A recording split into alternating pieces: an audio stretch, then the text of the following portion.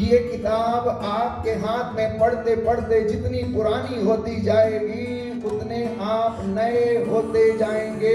जिन घरों में ये किताबें ऐसे ही पड़ी हुई हैं, नई की नई रखी हैं, वो घर अभी तक पुराने हैं प्यारे भाई और बहनों। जानते हैं क्यों?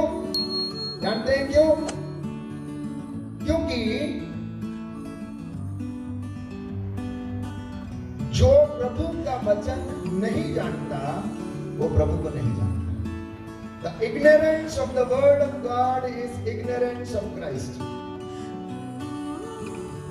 अगर कोई यीशु का वचन नहीं जानता तो मतलब है कि वो यीशु को नहीं जानता।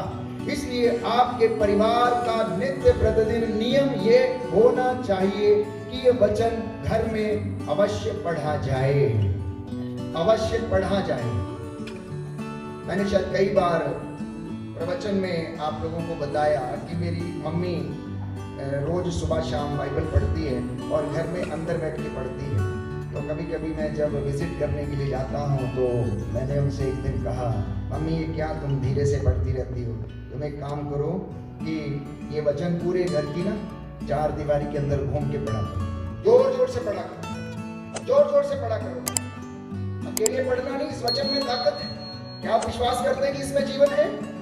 क्या विश्वास करते हैं कि इसमें जीवन है?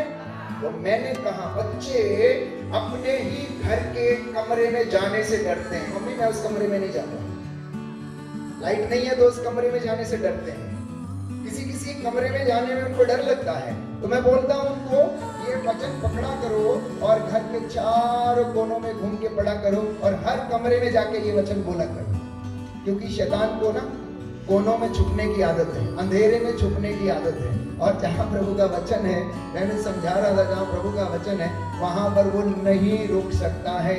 इसलिए जब आप घर में वचन पढ़ते हैं तो जोर से पढ़ना। ईसा ने कहा, गूंगे बहरे की दुष्ट आत्मा तुझे आदेश देता हूं कि इस मनुष्य से निकल जा, और उसे जाना होगा, उसे जाना होगा। वचन के द्वारा अधिकार लेकर प्यारे भाइयों और बहनों अपने घर में इस वचन को दोहराना, और ये ना केवल सामने वाले को शुद्ध करेगा, पवित्र करेगा, ये आपको भी शुद्ध और पवित्र करेगा। क्योंकि ये दोधारी तलवार है, ये सुनने वाले को भी काटता है और सुनाने वाले को भी काटता है, ये दोनों को काटता है।